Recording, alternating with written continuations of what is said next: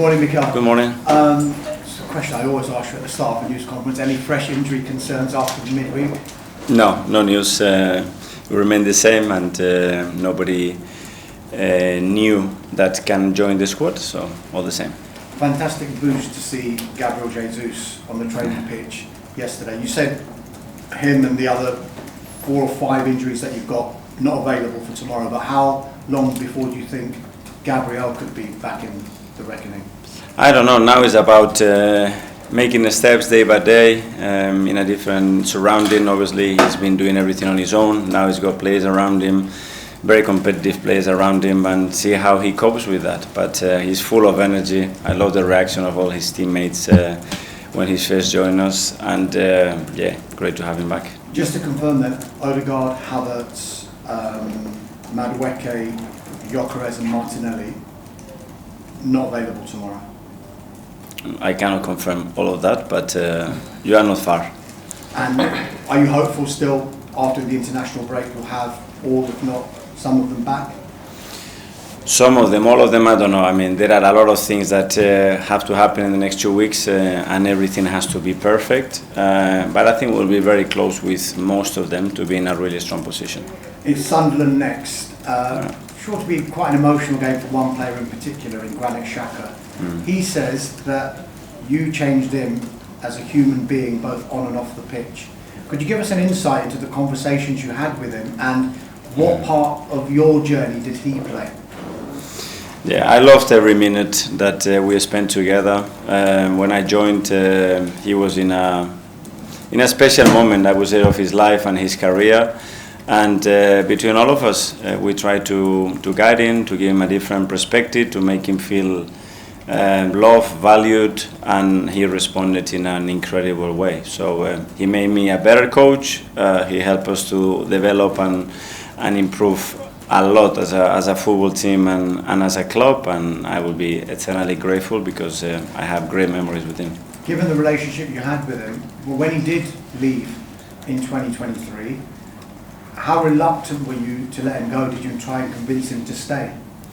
Well, I already did it once, and then we extended his contract, and when he came in and explained the reasons, you have to understand the human being, you have to be grateful. It was a unique opportunity for him to come back to his country, to his family, and there were certain things that he wanted to experience as well, and I believe it was the right moment. So he was very honest, as he is, very straightforward, as he always is, and we find a way to find a good solution for all of us. Where would you rank Xhaka's move to Sunderland in regard to the signings of the summer? Well, with the impact he's having, one of the best, I would say.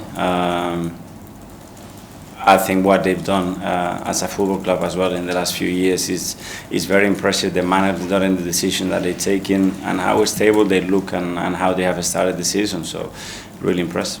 Someone you know very well is going to be in charge of his 1,000th game. Yeah. Pep Guardiola on Sunday. Can you just put into context how big an achievement that is, and have you passed on your congratulations? Have you had any communication with him? Not yet, because it's on Sunday, but yeah, what a number, what a career, what an inspiration he's been to everybody in football, I would say in sports as well, and especially for me. So yeah, it's an incredible achievement. It goes in the history of the very best and the few that could only achieve something like that. And again, as I said, I think it will remain in the history of football for the years to come. Final one from me, Mikel. Manchester City against Liverpool. Where will you be watching it, and have you got a preference over the outcome? And just focus on tomorrow's game. How crucial, how difficult, and how tough it's going to be, and that's the first step we have to make. Thank you. Thank you. Thanks very much, Sam from DLP. Hi, Mikel. Hi. Just on Sunderland, they're obviously having a really great season this year. I think only your side have conceded less goals in the Premier League so far. Has it surprised you just how good they've been, particularly at the back? And I guess, what are you expecting from them overall at the weekend? Yeah, well, not surprised when you analyze them and you see how well organized they are, how they adjust things, the spirit that they have within the team. I'm not surprised because they fully deserve the position that they have at the moment. So we know the type of game that we expect to play tomorrow, and where the opportunities are and the things that we have to do very well to beat them, and that's what we're going to try to do.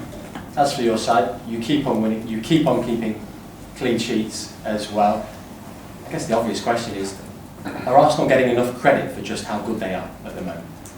It's not about credit, it's about doing it, and once you've done it, do it again, and that's what we have to do. Today, train at our best, try to improve, trying to give a lot of clarity to the players and understanding of the game that we have to play tomorrow, and tomorrow is execution day again.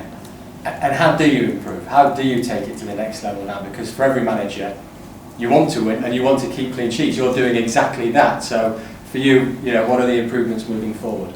Everything, because you learn from your team every single day, from your players every single day, from the opponents that you play every single time, and that's information that is so valuable for us. And tomorrow is going to be a different game to Tuesday, very different game to Tuesday and the week before. So we need to read it. We need to understand very early what the game requires, what we have to do to be better than them, and hopefully beat them.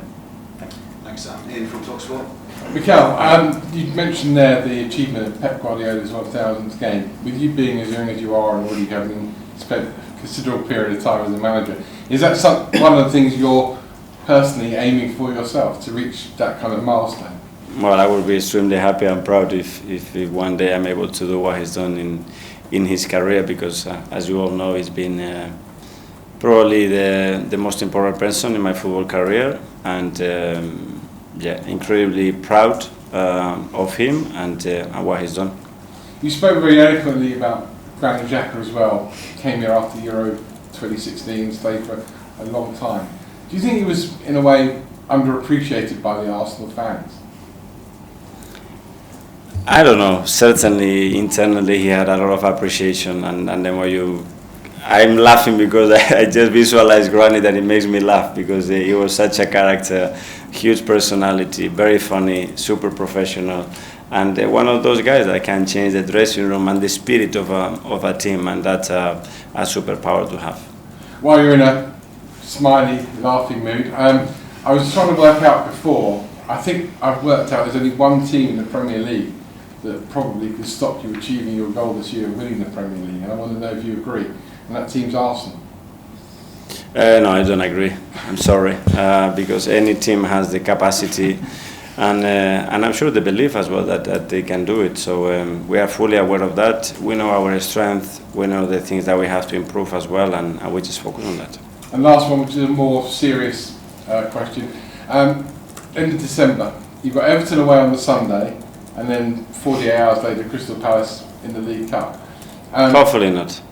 Hopefully not. Very hopefully not. As things stand right now, that is the way things are going. How much are you pleading with common sense to kick in from the people that do the fixtures?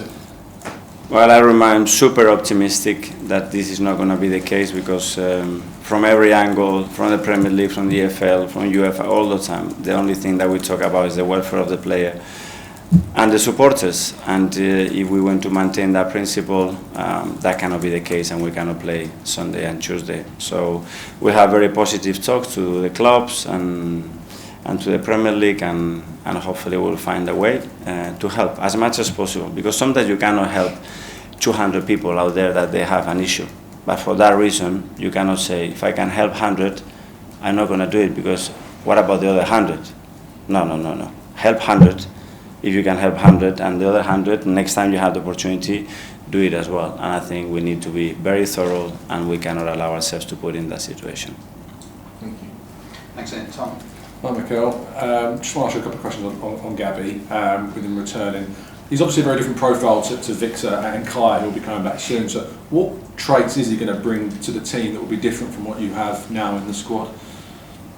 Well, again, a player that is very unpredictable, full of energy, super competitive, a player that comes from a context of difficulty in the last few seasons for various nasty injuries. So the level of hunger, desire that is going to bring to the team is going to be amazing. So I'm thrilled to have him. I think he's going to add something extra to the team that we don't have, and make sure that very soon we see him on that pitch making an impact for the team. And naturally, when you bring in a centre forward and you add numbers to a certain position, it does lead to question about the players that aren't playing as often, or perhaps might play as often in the future. So, do you see a longevity with Gabby in the group, despite having Victor and Kai there in that centre forward position? Yes, because we haven't had them, and now we don't have Victor, and we haven't had Kai again for 3 months, or the many forwards, and unfortunately, that's becoming something that consistently is happening. So we need those options, and what an option to have with Gabby.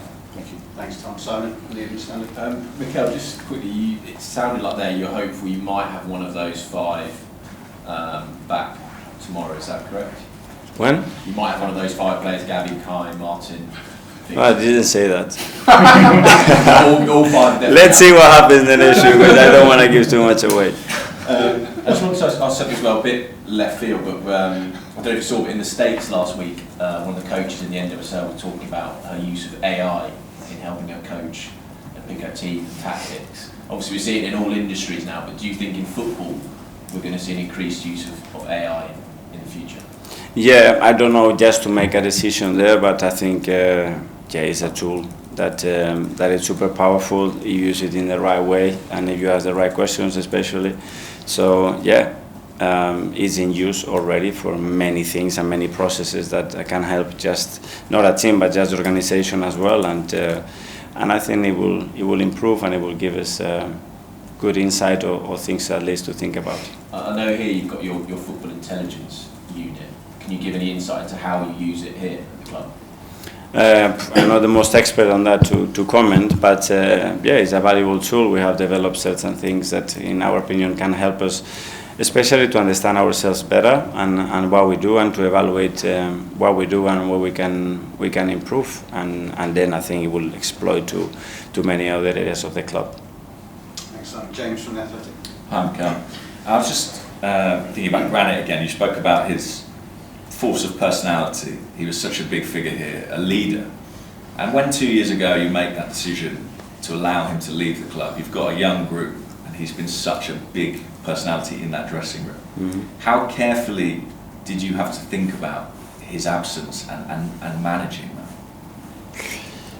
Yeah, it wasn't obviously an easy decision, because I knew the impact that he could still have at the club and the team.